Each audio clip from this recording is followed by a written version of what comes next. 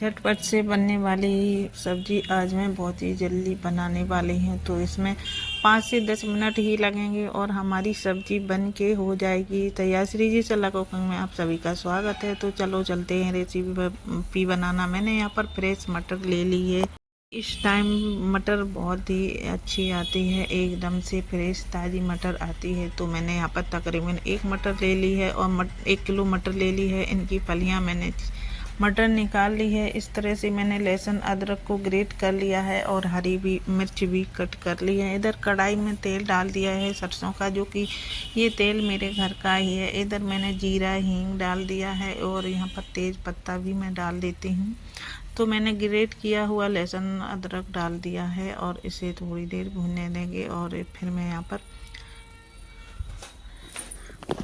लहसुन अदरक को भून गया है हमारा अच्छे से, थोड़ा सा लाल ब्राउन कलर हो गया है। यहाँ पर मैं बेसन डाल देती हूँ 1 से 1.5 चम्मच, बड़ी वाली चम्मच है। तो मैंने यहाँ पर 1.5 चम्मच बेसन ही डाला है। इससे एकदम से थिक ग्रेवी बनेगी। और ये मैंने प्याज और आलू का यूज नहीं किया है, तो ये भुन जाएगा हमारा, बेसन अच्छे से कच्चापन चला जाएगा इससे। यहाँ पर मैंने थोड़ा सा हल्दी पाउडर धनिया पाउडर डाल के यहाँ पर, और मैंने टमाटर की ग्रेवी डाल दी है। तो मैंने यहाँ पर 3 से 4 टमाटर की ग्रेवी बना ली थी।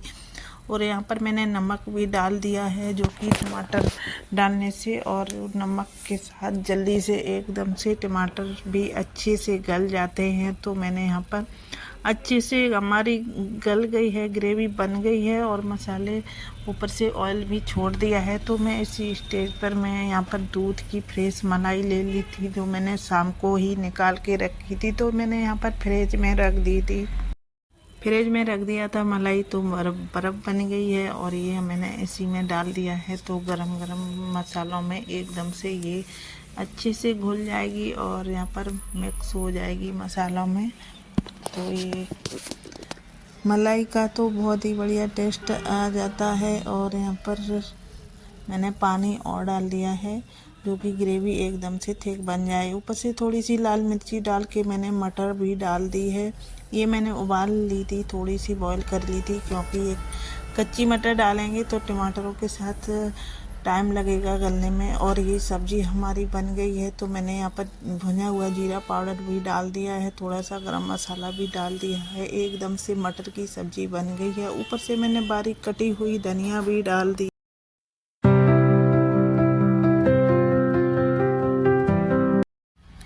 हमारी इस तरह से एकदम से सब्जी बनके हो गई है तैयार, और बहुत ही थिक सब्जी बनी है। ये देखो कितना अच्छा कलर भी आ गया है और बहुत ही टेस्टी है। तो इसे रोटी के साथ, पराठों के साथ, पूड़ी से, किसी से भी खाओ, बहुत ही बढ़िया, बहुत ही टेस्टी सब्जी बनी है। एक बार बनाओगे तो बार बार बनाने का मन करेगा। हम हफ्ते में तो यहाँ पर मैं 2-3 बार बना ही लेती हूँ, झटपट से बन।